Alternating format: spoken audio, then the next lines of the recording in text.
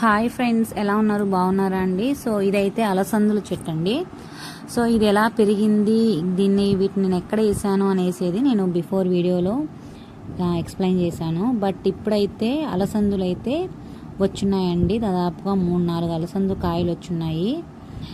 And నేనైతే దీనికి బాగా అల్లిచ్చాను. దేనికంటే మునగాకు చెట్టుకి చూడండి ఎంత బాగా అల్లుకున్నాయో, చూస్తున్నారు కదా.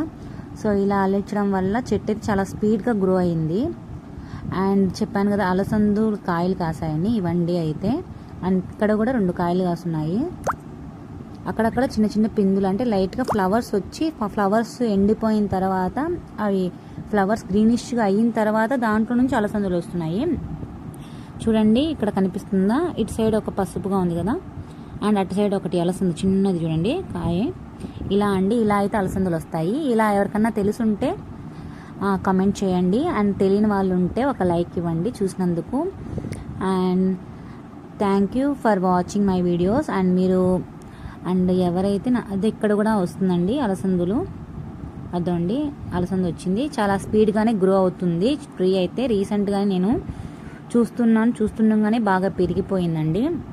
అండ్ ఈ తీగలు అయితే పై వరకు చుట్టుకుంటున్నాయి. చూడండి పై వరకు ఎంత బాగా చుట్టుకున్నాయో. సో ఇక్కడైతే గ్రిప్ లేదు. సో అక్కడ దాకా గ్రిప్ లేదు. ఎప్పుడైతే గ్రిప్ అనేది వస్తుందో సో ఆటోమేటిక్గా ట్రీ అనేది బాగా గ్రో అవుతుంది. అంటే ఇవి అల్లే ట్రీలు కాబట్టి మనం ఇలా బాగా నీట్గా సెట్ చేసుకోవచ్చు. బట్ ఇంకా పర్ఫెక్షన్ అయితే కనపడలేదు, అడ్డంగా ఉన్నాయి కాబట్టి. ఫ్రీగా మూవ్ అవుతే సో ఈజీగా మనకు అవుతుంది.